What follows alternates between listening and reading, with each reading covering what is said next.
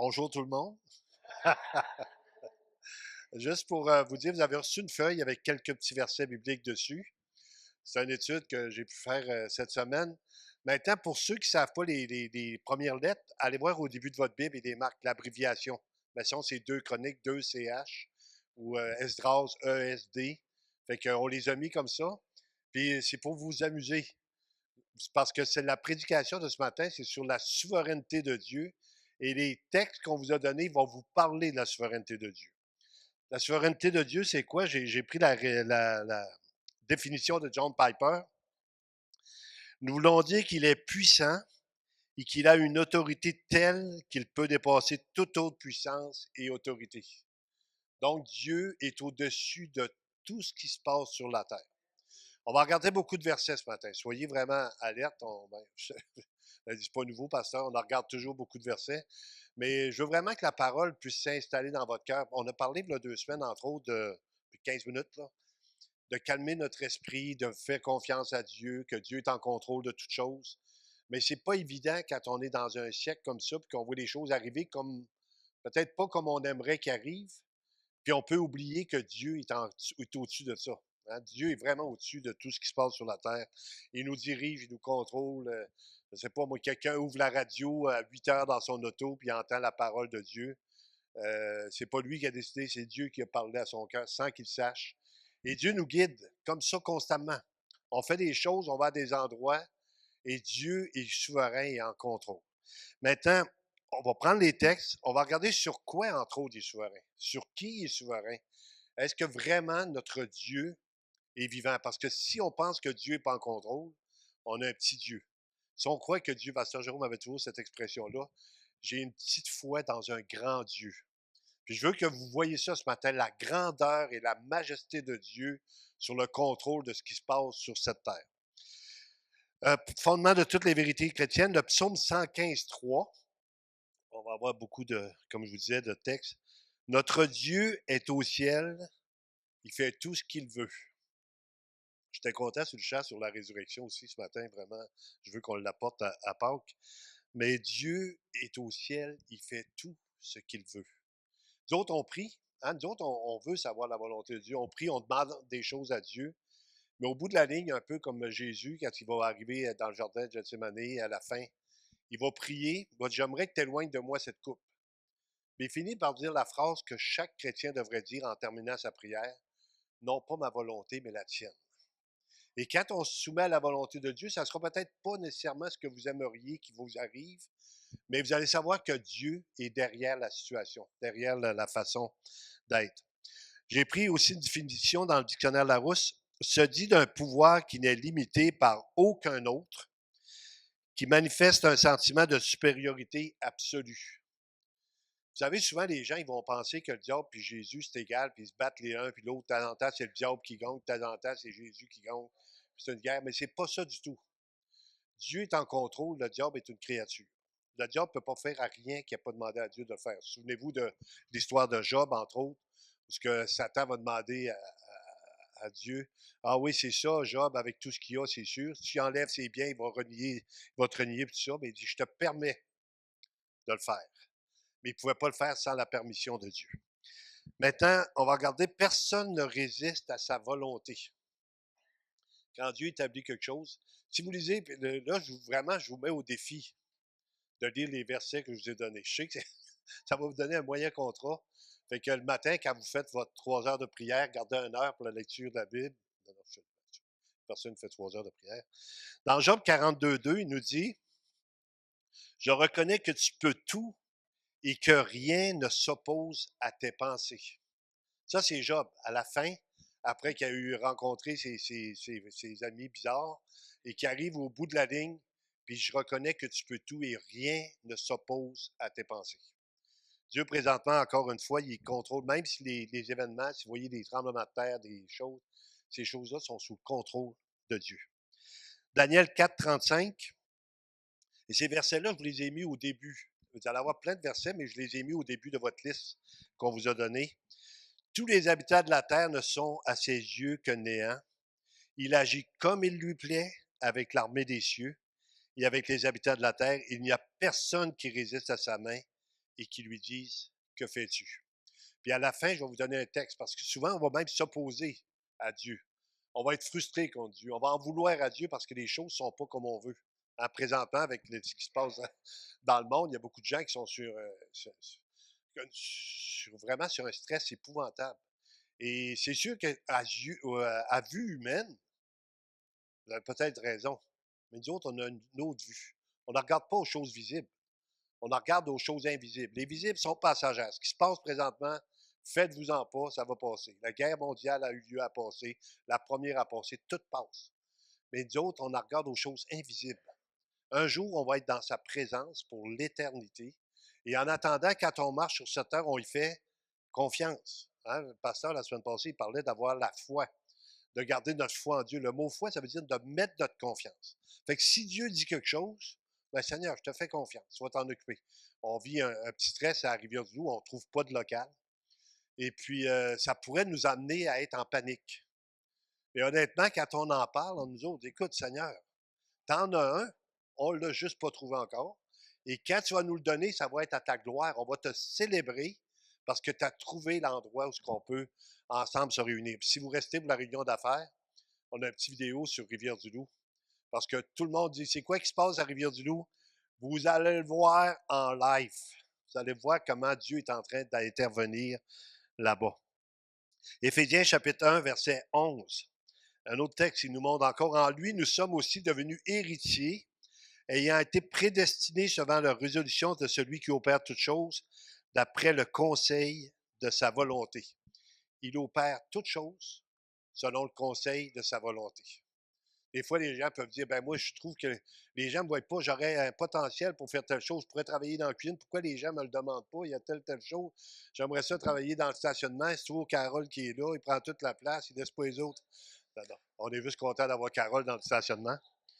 Et Carole m'a fait pas Carole, mais Pasteur Alain m'a fait une farce tantôt. Il dit, là, je fais ça en dehors on ne peut pas arrêter, mais en tout cas, c'est pas grave. En dehors de choses, il dit à Carole d'arrêter de dire de prendre le diable avec toi. Savez-vous pourquoi il a dit ça? Parce qu'il déménageait. Puis il y avait un chariot qu'on appelle le diable. Fait qu'il disait ça à Carole. Carole, il dit prends le diable, puis lui, il veut pas. Je prends pas le diable, je veux pas prendre le diable, j'aime mieux prendre le chariot. Fait que le message est passé en voulant dire le diable n'est pas avec nous, c'est pas notre ami, mais Dieu est notre ami. Le texte, Proverbe chapitre 16, verset 33. On jette le sort dans le pan de la robe, mais toute décision vient de l'Éternel. Je ne sais pas si ça vous rassure. Moi, je regarde ça, puis je deviens complètement, quasiment, pas frénésique, il n'y a pas un mot pour ça, capoté. De voir que ça me rassure tellement, quand j'ai étudié ça, ça me rassure tellement, ça me met tellement en paix, ça montre que moi, là, je ne suis pas gros dans la situation, je suis juste un outil qu'il va utiliser dans ses mains, mais que lui, encore une fois, il va superviser toute chose. Je pense encore à Pasteur Jérôme ce matin, je ne sais pas pourquoi je pense à toi de même. Il faisait un mariage, célébrait un mariage, puis il y a une petite femme qui va au mariage, puis elle est touchée, tu la rajusteras.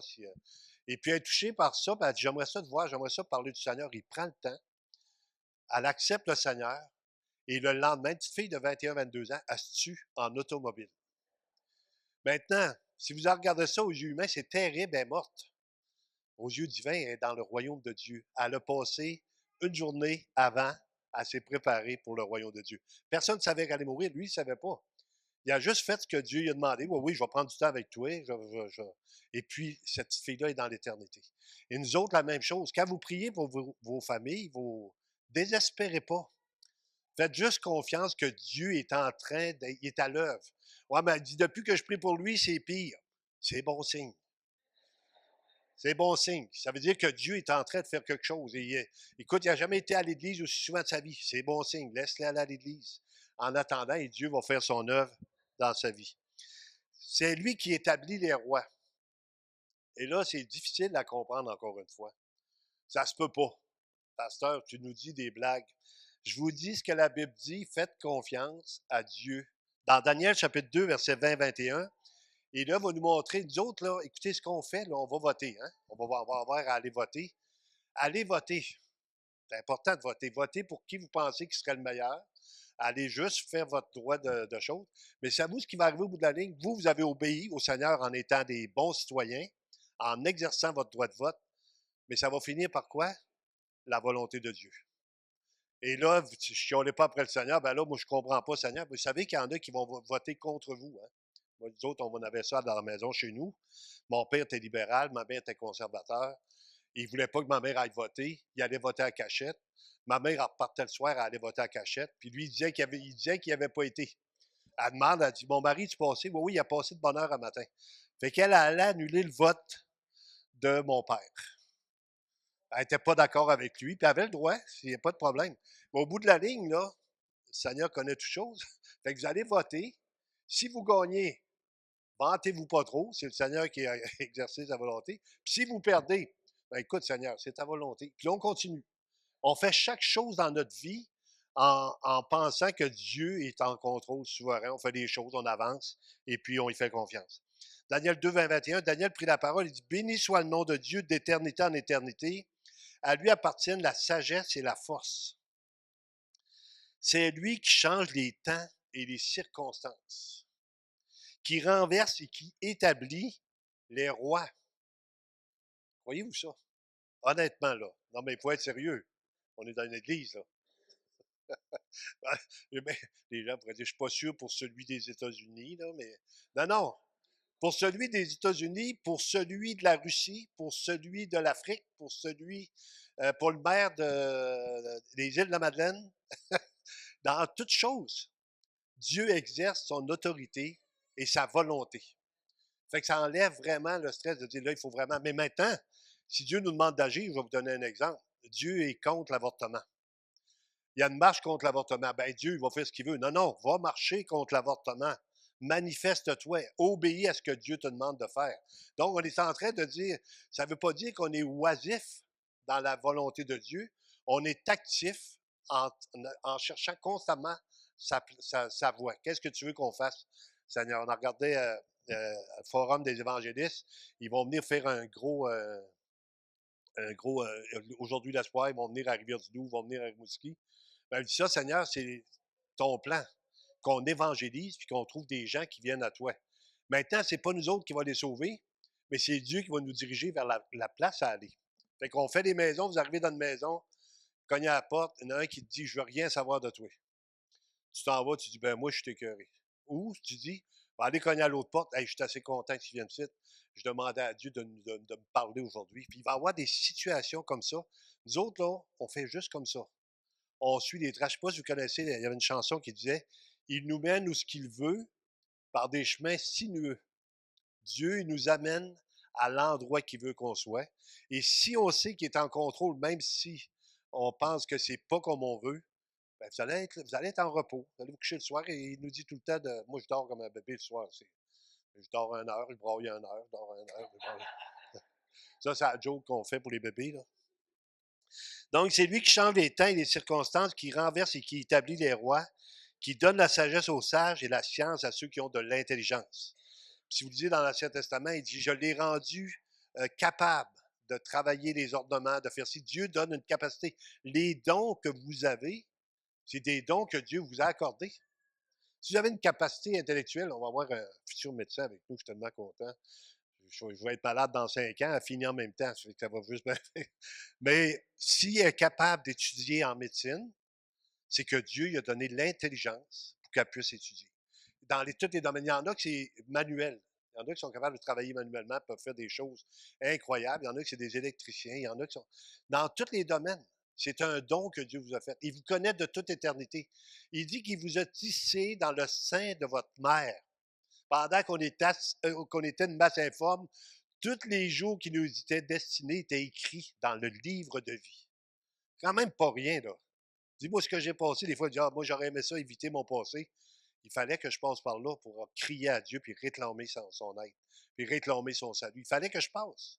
Maintenant, est-ce que c'est bien? C'était mal. Mais il a fallu que je reconnaisse Dieu à travers l'adversité que j'ai eue. C'est lui qui établit les rois. Il est souverain sur la nature. Psaume 135, versets 6 et 7. Psaume 135. Tout ce que l'Éternel veut, il le fait dans les cieux et sur la terre, dans les mers et dans tous les abîmes. Vous voyez passer un tsunami, c'est pas drôle, le changement climatique. Pas le changement climatique, c'est Dieu. Dieu a décidé que ces choses-là. Ouais, mais comment ça, il va y avoir du monde qui meurt? Quand on va arriver au dernier verset ce matin, vous allez voir qu'on n'est pas là pour contester avec Dieu, on est là pour lui faire confiance. Parce que c'est trop facile de contester avec Dieu, d'essayer de trouver, hey, Seigneur, moi, j'aurais pas agi de même, j'aurais pas fait ça comme ça, j'aurais. Fais-y confiance. Si on croit vraiment que Dieu est au-dessus de toute chose, j'apprends à me soumettre à lui. Il fait monter des nuages des extrémités de la terre, il produit les éclairs et la pluie, il tire le vent de ses trésors. Souvenez-vous, dans le Nouveau Testament, un endroit où on voit une chose comme ça, on va la regarder le texte, dans Matthieu chapitre 8, verset 26-27, Jésus qui est dans la barque, pendant qu'ils sont en train de couler pratiquement, lui, qu'est-ce qu'il fait? Il dort. Il est en sécurité. Mais les autres ne sont pas en sécurité, parce que là, il dit, ne t'inquiètes-tu pas que nous périssons? Les autres sont en train de paniquer totalement. Et Dieu voulait manifester, comme dans l'Ancien Testament, que Dieu est en contrôle sur la température, sur les choses qui se passent, il leur dit, pourquoi avez-vous peur? Voyez-vous, encore une fois, le Seigneur nous demande à nous, en tant que chrétiens, de faire confiance et d'abandonner la peur que ce monde nous donne. Il y a des gens qui ne sortent pas, des gens qui sont en panique, il y a des gens qui sont stressés. Il ne peut rien vous arriver que le Seigneur n'est pas en autorité sur vos vies. Quand même rassurant. Hein, il peut t'arriver quelque chose. La maladie va venir. Hein? Chacun d'entre nous, on va tous être malade. J'annonce une bonne nouvelle, on va tous mourir. Mais une bonne nouvelle, c'est que tous ceux qui ont cru en lui, qui vont mourir, s'en vont dans sa présence pour l'éternité. Maintenant, si c'est vrai, on doit se reposer, même si c'est stressant, on se repose en lui. Donc, il leur dit, pourquoi avez-vous peur, gens de peu de foi? Alors il se leva, menaça les vents et la mer, et il y eut un grand calme. Ces hommes furent saisis d'étonnement. Quel est celui-ci, disait-il, à qui obéissent même les vents et la mer? Maintenant, on est des êtres humains. On a du stress. On vit des choses. Écoutez, je suis en train de dire ça, mais je me dis, ben, eux autres, là, à la fin, quand Jésus est mort, ça croit, même s'il leur avait annoncé, là, ils capotaient. Ils se sont sauvés. Ils ont eu peur. Jusqu'à ce que le Seigneur leur montre, ben, il ressuscite, il va leur parler. Mais ils avaient averti. Puis nous autres, Dieu nous avertit. Il dit qu'à la fin, il va y avoir des guerres, des bruits de guerre, des tremblements de terre. Il nous dit toutes ces choses-là. On les lit. Un pasteur qui parlait là-bas, et il dit, il faut que vous faites descendre ce qu'il y a dans votre tête, dans votre cœur. Parce que tu peux savoir une chose, mais tu ne penses pas que c'est vrai pour vrai. Fait que il dit, faites descendre la parole dans votre cœur pour qu'elle puisse devenir vivante. Il dit, Seigneur, si ça arrive comme ça. Écoutez, j'ai une histoire que je raconte souvent. Il y a toujours un nouveau, fait que je suis content. Mais quand je me suis converti, il y avait une chose que je ne voulais pas que Dieu fasse, c'est qu'il me guérisse. Je ne voulais pas que Dieu me guérisse. J'avais un hernie discale. J'étais dans une souffrance extrême. Écoutez, c'est pour ceux qui ont mal au dos, j'ai beaucoup de compassion. Ça peut arriver que vous avez mal au dos. Je peux comprendre. 45 minutes dans une chaise, 15 minutes avec des rouleaux dans le dos, de la chaleur. Et puis, je débarquais de mon lit en me roulant. J'avais 29 ans, dans force de l'âge. Et là, j'arrive à l'église, je me convertis par la grâce de Dieu. Et pendant que je suis là, les gens disent, on va prier pour toi. Priez pas pour moi. Pourquoi je leur dis de pas prier pour moi? Moi, dans ma tête, il y en a assez fait. Je ne commencerai pas à le quêter en plus pour une guérison. Mais le plan de Dieu, parce qu'après, tu le vois après, le plan de Dieu. Tu ne le vois pas pendant que tu es en train de le vivre. Là, je rentre à l'hôpital, là, on me passe une myélographie. Je suis en train de paralyser. Hernie discale. Il dit, le liquide ne passe pas dans la colonne. Fait que, on t'opère d'urgence lundi matin. Bon, ben, merveilleux. On va aller à l'hôpital, on va se faire opérer, puis ça va être correct. Mais c'est une opération dans la colonne vertébrale, c'est très, très délicat. Il y a des gens qui ne s'en remettent pas. Il y a des gens qui restent paralysés. Aujourd'hui, on ne veut plus opérer. Mais moi, je n'avais pas de problème, je m'en allais avec le Seigneur. Je faisais un mois, j'étais chrétien. Moi, on va trouver Dieu s'il y a de quoi. Et on me le dit. On me dit, le Seigneur va te préparer une place. Tu vas aller au ciel, tu vas aller dans la présence de Dieu si tu arrives. Moi, je suis content. Je dis, bon, couche sur le lit, ton beau-père. Puis dans la nuit, j'entends crier. Jésus, Jésus, viens dans ma vie, Jésus. Mais moi, je capote, là. Moi, je pense que je suis rendu au ciel. Écoutez, mettez-vous à ma place. Je suis à la morphine. Puis on me dit qu'ils vont me préparer une place. Mais moi, ça fait un mois que je suis sauvé. J'ai pas une grande place. J'ai pas une grande maison de 60 pieds par 40 pieds de large. Là. Moi, j'ai une chambre. Je viens de me convertir. C'est une chambre. C'est à 10 par 12. C'est blanc. Puis je suis rendu au ciel. Puis là, je me tourne à côté. Là, c'est le monsieur. Jésus, Jésus, viens dans ma... Je dis, voulez-vous accepter le Seigneur? Oui, je le veux, un peu comme le mariage. C'est beau, ça, j'aime ça. Oui, je le veux, puis il dit ça fort. Fait que...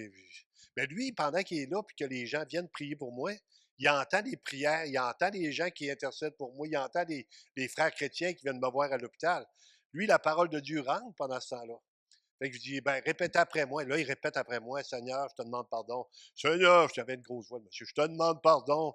Je t'invite à venir vivre dans ma vie. Je t'invite. L'infirmière arrive à la course. Ce qui se passe ici, c'est quoi qui se passe? Attendez un petit peu, on n'a pas fini. Continuez. Jésus. Et là, il se rend au bout de ça. Il accepte le Seigneur. Vraiment, il se convertit. Et après ça, quand on commence à aller à l'église, il vient à l'église, puis quand le pasteur disait de quoi de bon, il allait il allait mettre de l'argent dans le panier en avant. Mais le pasteur perdait le fil. C'était à tout coup qu'il voyait mettre de l'argent en avant. C'était comme. Et quand je sors dehors, je vous raconte encore, je finirai mon message la semaine prochaine ou dans 2 semaines, je ne sais pas trop, mais je veux juste vous montrer. Je sors dehors, moi, je suis tout enthousiaste. Je veux que les gens entendent l'Évangile. Je viens d'en avoir un qui se convertit à l'hôpital. Mais je ne sais pas si vous savez comment ça marche. Un gars qui vient d'être opéré dans le dos, ça ne marche pas vite, ça marche comme ça. Donc, tu vas tranquillement. Et puis là, je vois un gars qui avait l'air assez amoché. C'est boulot, je vais aller lui donner un traité. Je vais aller lui donner une invitation. Fait que je pars tranquillement. Puis je dis, Jésus t'aime, je donne un petit traité. Il ne vient pas m'écœurer avec tes affaires. J'en reviens de bord. Là, j'ai dit, t'es chanceux que ça a arrêté voilà un mois. Le papier, tu l'as remballé. Mais là, je suis chrétien, puis je suis pas fort. Non, non, mais j'aurais dit. J'aurais donné plus sérieusement le papier. Mais je suis chrétien, là. Ayez pas peur, c'est passé ce temps-là. Fait que là, je m'en vais. Et là, je me dis, mais qu'ils viennent me chercher. Je donne un traité, puis j'embarque dans le char, je me sauve. C'est assez, j'ai pas envie de faire rire de moi trop souvent. Fait que là, je vois un autre monsieur, il a l'air heureux, puis là, le char arrive. Bon, OK, il est à peu près du pied de l'autre bord. OK, je vais aller lui donner le papier. Je vais lui donner le papier. Il dit, justement, j'avais demandé au Seigneur aujourd'hui d'avoir quelque chose de sa parole. Il dit, je veux vraiment vous remercier, monsieur. Savez-vous comment ça se déroule, tout ça? Ça, c'est la volonté de Dieu. Tu arrives à voir quelqu'un, il veut rien savoir, tu penses c'est ça, c'est l'autre. Là, tu marches comme ça, tu es à l'hôpital parce que tu veux pas que Dieu te guérisse. Il y a quelqu'un qui est sauvé là. C'est comme ça tout le temps. Si vous regardez autour de vous, c'est comme ça tout le temps. Dieu est tout le temps en train de vous mettre à quelque part. Vous rencontrez votre voisine au centre d'achat, elle se met à pleurer. Son enfant a eu un accident, tu pries avec elle, elle se tourne dans le sang. C'est comme ça tout le temps. Mais c'est pas vous qui dites, ben, bon, ben, moi, je vais y aller. Des fois, on veut y aller, puis ça marche pas. Hein. L'Orient dit souvent, bon, j'y vais. Il arrive là, le gars n'est pas là. Il dit, bon, mais j'y vais pareil. C'est ça, on fait pareil les choses que Dieu nous demande. Bon, on ne sait pas quand est-ce que Dieu va intervenir. Ici, il dit, les vins et la mer, il est souverain sur les animaux. Je regardais cette semaine, moi j'écoute beaucoup Historia. Je ne sais pas si vous écoutez Historia. C'est vraiment, moi je capote sur les choses. Hein. J'ai un petit peu plus de misère avec leur datage de choses, mais il disait qu'il y avait des milliards et des milliards d'insectes sur la Terre. C'est comme si. Et Dieu nous montre qu'il est souverain sur même les petits oiseaux. Maintenant, moi, j'ai envoyé des oiseaux chez nous. Des fois, j'ai envoyé un à terre. Mais pensez à un oiseau qui est dans la forêt tropicale. C'est 200 kilomètres, mettons, de forêt tropicale sur un côté ou sur l'autre. Puis un petit oiseau qui meurt, puis il dit ça, c'est la volonté de Dieu. Dieu l'a vu tomber. C'est lui qui a permis que c'était fini pour lui aujourd'hui. C'est impressionnant. Regardez le texte, c'est dans Matthieu chapitre 10, verset 29. Ne vend-on pas 2 passereaux pour un sou, cependant, il n'en tombe pas un à terre sans la volonté de votre Père. Sans la volonté de votre Père, il n'y a pas un petit oiseau qui tombe à terre. Il n'y a rien qui se passe sur cette terre sans que Dieu ne soit pas en train de régner. Il dit un peu plus loin, il est souverain sur la nature, on l'a vu sur les animaux, il est souverain sur les nations. Il est souverain sur nos vies. Hein, il dit qu'il n'y a pas un cheveu qui tombe de notre tête sans sa permission. Moi, je dis, le Seigneur, il aime beaucoup Renaud Dufour, c'est sûr, parce que Renaud il n'a pas de cheveux sur la tête, lui. Il y en a qui n'ont pas de cheveux sur la tête. Moi, je trouve ça beau. Je trouve ça beau, les gars. Ceux qui n'ont pas de cheveux, là, stressez-vous pas, je trouve ça beau. Ça vous... Aïe, aïe, aïe. Il est souverain sur les nations. 2 Chroniques, chapitre 20, verset 6. Écoutez, c'est peut-être la doctrine la plus primordiale qu'on a besoin d'apprendre dans notre vie. Si on comprend celle-là, le restant, c'est la bonté, l'amour de Dieu, c'est sa façon d'être. Si on peut comprendre que Dieu est Dieu au-dessus de tout ce qu'on est, écoutez, ça va vous donner une paix incroyable. Il dit qu'il donne la paix dans les Écritures. Il dit pas comme le monde. Le monde, ils sont en paix dépendamment des circonstances. Mais le chrétien peut être en paix dépendamment de sachant que Dieu est en contrôle. Si Dieu est en contrôle, moi, je peux être en paix, je peux me coucher tranquille, puis Dieu est en contrôle. C'est-à-dire, c'est toi qui m'aimes. Et il dit, l'Éternel Dieu de nos pères, n'es-tu pas Dieu dans les cieux? N'est-ce pas toi qui domines sur tous les royaumes des nations? N'est-ce pas toi qui as en main la force et la puissance et à qui nul ne peut résister? Vous lirez l'histoire de Daniel, c'est trop capotant de voir comment Dieu est intervenu dans ces choses-là, comment le Seigneur est au-dessus. Psaume 33, versets 10 et 11. L'Éternel renverse les desseins des nations, il anéantit les projets des peuples. Les desseins de l'Éternel subsistent à toujours et les projets de son cœur de génération en génération. Quand il y a eu la guerre des 6 jours en Israël, peut-être je ne suis pas très au courant de la situation, mais la guerre des 6 jours, parce qu'Israël a pris toute l'autre partie, en tout cas, ils venaient pour l'attaquer. Et quand les gens sont venus pour l'attaquer, il y avait une armée, ça venait de où, je ne sais pas, qui connaît l'histoire? Ça venait-tu de la Syrie ou de la Turquie? En tout cas, il y avait une grosse armée qui s'en venait, c'était incroyable. Il était 100 fois plus gros qu'Israël. Et quand ils ont arrivé pour attaquer, ils ont viré de bord. Puis là, ils ont demandé au chef pourquoi est-ce que tu es viré de bord. Peut-être la semaine prochaine, je pourrais donner plus clairement la situation. Je l'ai entendu. Et il dit c'est parce qu'on a vu que j'étais beaucoup plus nombreux que nous autres. Ça vous dit de quoi que Dieu a déjà manifesté ça, qu'avec 300 personnes, il a pu combattre des nations. Il les a fait prendre en panique. Ils se tuaient entre eux autres. Dieu contrôle toutes choses. Il dit un peu plus loin, Jonathan Edwards, la souveraineté de Dieu est une grande partie de sa gloire. Il est souverain sur les décisions humaines. Proverbe chapitre 16, verset 1. Maintenant, vous allez dire, ouais, mais si je prends de mauvaises décisions, Dieu est souverain quand même, mais tu vas assumer ta décision. Dieu savait que tu allais prendre cette décision-là. Dieu est en contrôle. Les projets que forme le cœur dépendent de l'homme, mais la réponse que donne la bouche vient de l'Éternel. Ça vous est déjà arrivé de faire des projets, on va faire telle chose, on va faire telle affaire, on va aller regarder des projets qu'on en fait à chaque année.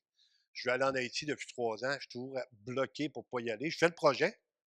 Seigneur, j'aimerais ça aller en Haïti, j'aimerais ça retourner voir les frères, les sœurs là-bas, j'aimerais ça aller voir comment tout notre commerce marche, comment les enfants sont nourris. Mais savez-vous quoi? Quand ça finit, mais la réponse que donne la bouche vient de l'Éternel. Dieu peut nous empêcher à la dernière minute de se rendre.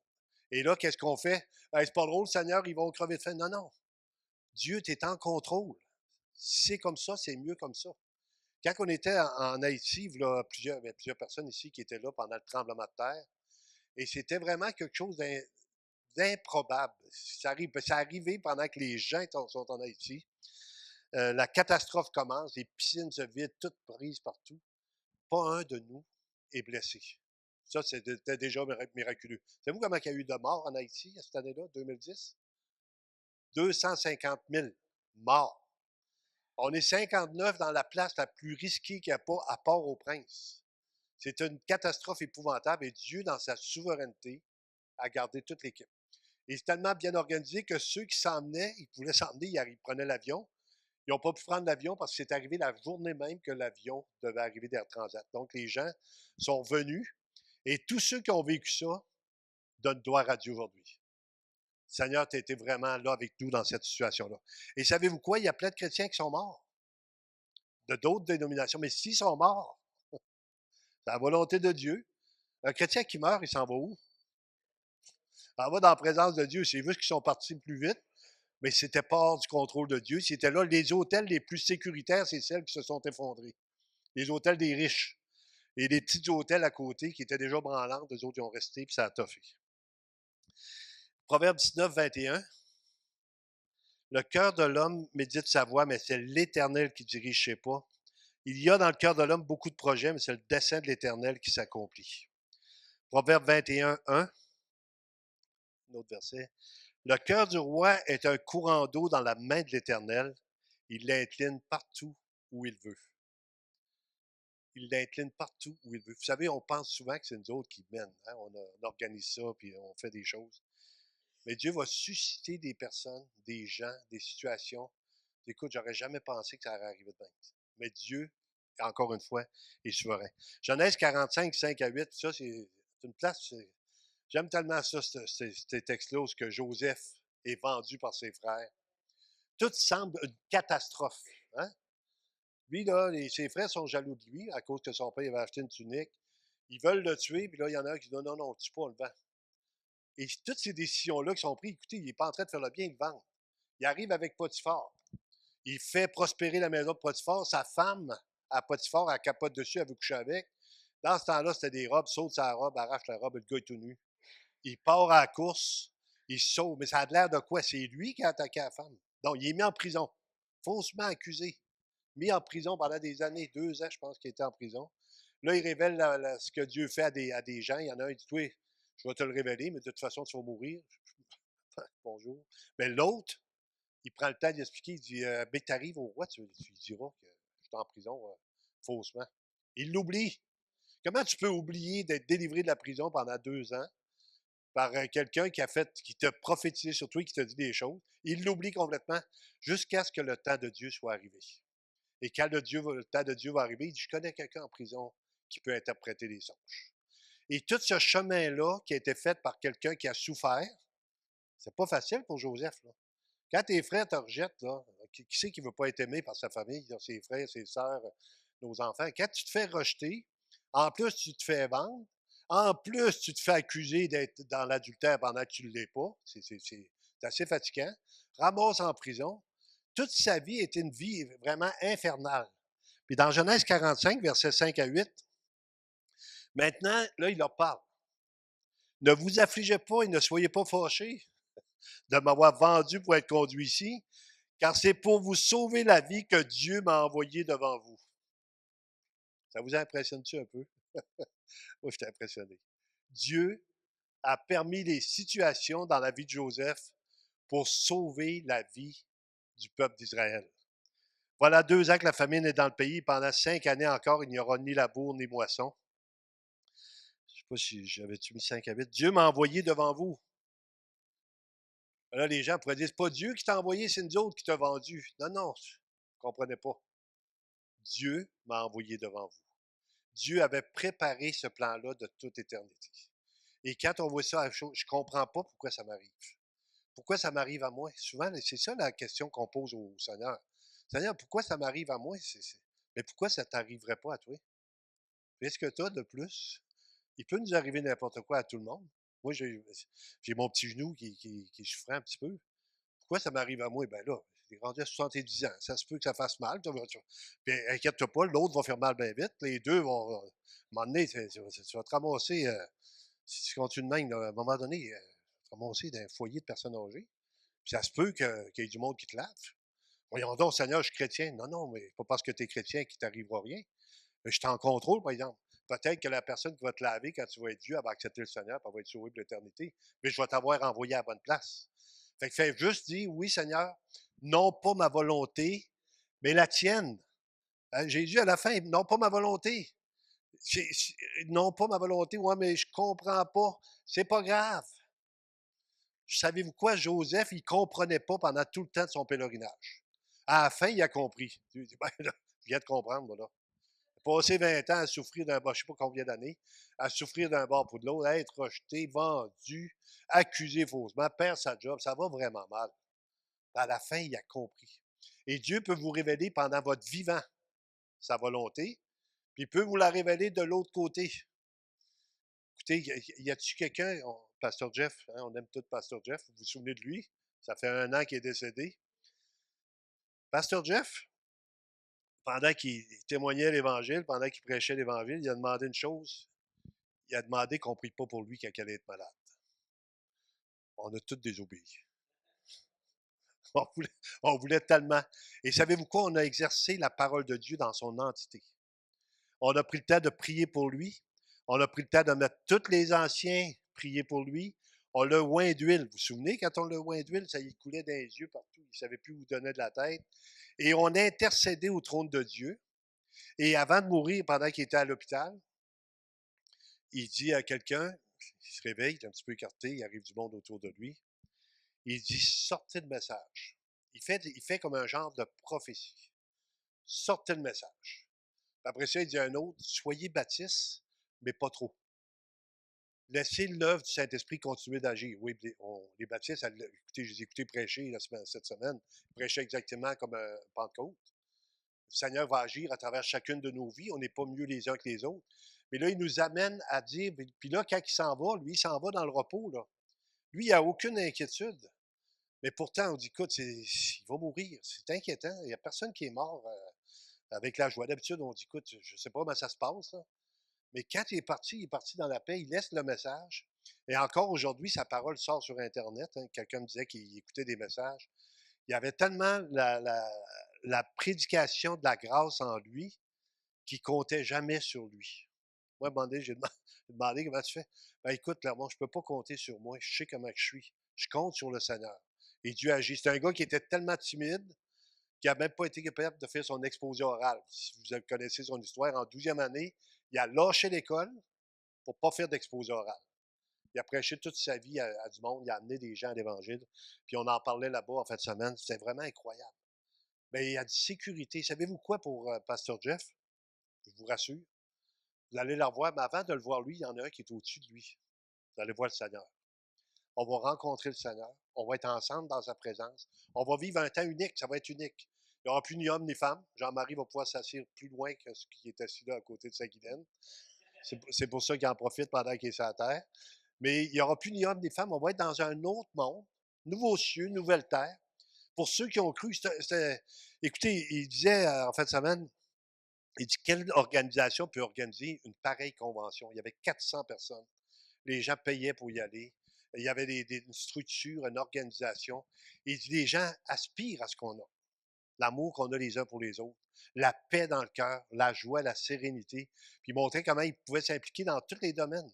Il y en a qui peuvent être dans le conseil municipal. Il montrait qu'il y en a qui étaient conseillers, il y en a qui étaient dans d'autres organisations. Il demandait même des conseils aux croyants parce qu'on a ce que Dieu a de mieux pour nous autres, la sagesse. Il nous donne la sagesse.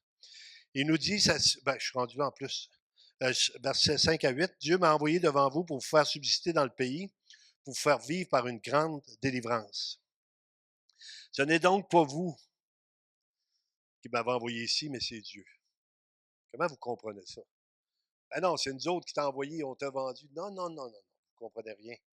J'ai mis ça dans votre cœur parce que moi, j'avais un plan qui ne s'arrête pas à votre vie humaine. Nous autres, notre plan, c'est notre vie humaine. Là. Nous autres, c'est demain. Là. Écoute, ça n'a pas de bon sens. Là. Il faut qu'il arrive de quoi? Là? Demain, non, non, le Seigneur, il a un plan à long terme. Il voit toutes choses. Il contrôle toutes choses. Puis il nous utilise dans toutes sortes de domaines. Il m'a établi père de Pharaon, mais c'est Dieu. Il m'a établi père de Pharaon, maître de toute sa maison et gouverneur de tout le pays d'Égypte. Après ça, on va aller voir, il change le mal en bien. Encore une fois, Genèse chapitre 50, verset 20. Genèse 50, 20. Vous aviez médité de me faire du mal. Dieu l'a changé en bien. Ça vous donne-tu un texte biblique? Ça vous donne-tu un verset du Nouveau Testament? Toute chose concourt au bien de ceux qui aiment Dieu. Vos difficultés dans votre vie, c'est pour votre bien. Tout ce qui arrive est pour votre bien. Ouais, mais là, ça me fait mal. Oui, ça fait mal là, mais c'est pour ton bien. Tu vas toujours demeurer dépendant de moi. Tu vas toujours réclamer ma présence parce que tu sais que tu as besoin de moi. Donc, vous avez médité de me faire le mal. Dieu l'a changé en bien pour accomplir ce qui arrive aujourd'hui, pour vous sauver la vie à un peuple nombreux. Quand Jésus est mort sur la croix, pensez-vous que les disciples étaient contents de voir ça arriver? Ils se sont sauvés, ils se sont cachés, ils ont eu peur, ils étaient renfermés dans leurs choses. Pourtant, le Seigneur leur avait dit, c'est drôle que Dieu nous parle. Il nous dit, bon, on n'écoute pas, on ne comprend pas. On voudrait que ça soit facile pour nous. Mais le Seigneur, il nous dit, il avait averti. Si vous lisez tous les évangiles, là, il avertit, je m'en vais à Jérusalem, je vais mourir, je vais être enterré, je vais ressusciter. Il dit ça à ses disciples. Là. Les femmes arrivent après qu'il est ressuscité, il dit, il est ressuscité. Ils ne croient pas. Ben là, il l'avait dit. Croyez-vous Dieu? Dieu, il n'est pas menteur. Dieu n'est pas un homme pour mentir. Dieu dit toujours la vérité. Fait que ça va arriver. Mais quand ils l'ont vu ressusciter, là, il n'y avait plus rien pour les empêcher. Là, il allait, let's go. Il faut que les gens entendent l'Évangile. On a le plus beau message du monde. On a le message le plus percutant du monde parce que c'est un message qui donne la vie éternelle dans la présence de Dieu à ceux qui croient en lui. La personne qui se tourne vers le Seigneur est sauvée pour l'éternité dans sa présence. Et Dieu appelle. Et là, dans son amour, savez-vous quoi? Il nous utilise, nous autres. C'est quand même pas rien. Là, tu arrives, tu vas faire ton témoignage, tu dis ça à quelqu'un. Tu dis, écoute, moi, c'est pas pareil comme les autres. Là. Mais Dieu m'a aimé, il m'a parlé, puis ça a changé ma vie. Puis là, le Seigneur, il dit, continue. Avertis les gens. Dis-leur. Êtes-vous content d'être sauvé? Êtes-vous content d'être sauvé? Écoutez, c'est la plus grande chose qui peut vous arriver sur cette terre. Tous ceux qui disent, moi, c'était mon mariage. Mariage.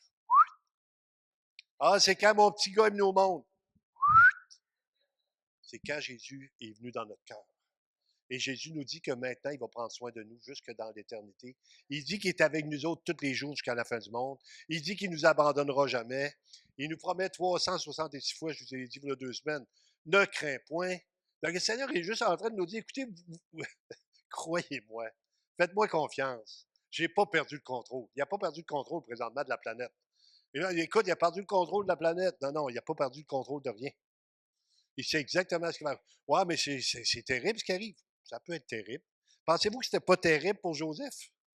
Terrible ce qui arrive à ce gars-là, il n'a rien fait de mal. Il va voir ses frères dans le champ, ils le vendent, ils le battent, et l'autre, elle l'accuse. C'est terrible ce qui arrive là. C'est pas normal, c'est pas de Dieu. C'est pas de Dieu. On arrive à la fin, c'est Dieu. C'est Dieu qui t'a fait passer là. Dieu avait un plan pour toi et puis il t'a amené à aller au bout. Je termine avec ça. Sa souveraineté, Genèse 50-20, on l'avait lu? Oui, on l'avait-tu lu? On l'avait lu? OK. Je suis vieux. Sa souveraineté est gouvernée par sa sagesse. Romains chapitre 11, verset 33. Ô profondeur de la richesse, de la sagesse et de la science de Dieu, que ses jugements sont insondables et ses voies incompréhensibles. Ses voies sont incompréhensibles. Dieu est Dieu, il domine sur les nations, il domine sur tout, et il va faire sa volonté. Et sa volonté, c'est que nous, on puisse maintenant obéir en disant, Seigneur, donne-moi des occasions de partager ma foi. Donne-moi des occasions de faire du bien, hein, dans Hébreux chapitre 6, versets 10 à 12. Dieu n'est pas injuste. Vous oubliez votre travail, l'amour que vous avez montré pour son nom, ayant rendu des services, encore des services au sein. Dieu veut qu'on persévère là-dedans. Il veut qu'on s'aime les uns les autres. Hein? C'est ça qui fait qu'une Église est unie. Vous allez voir après-midi avec la réunion générale comment Dieu, encore une fois, a béni son Église. Des fois, moi, je le vois plus parce que je suis là tout le temps. Ça fait partie de ma vie. Mais de voir, vous allez voir comment Dieu est intervenu pour nous autres encore cette année. Comment Dieu a été fidèle, comment Dieu a agi, comment Dieu est intervenu. Il est en autorité. Et savez-vous quoi? Je termine avec ça aussi. Quand on termine, on dit la gloire à Dieu seul. On donne la gloire à Dieu parce que Dieu est au-dessus de toute chose.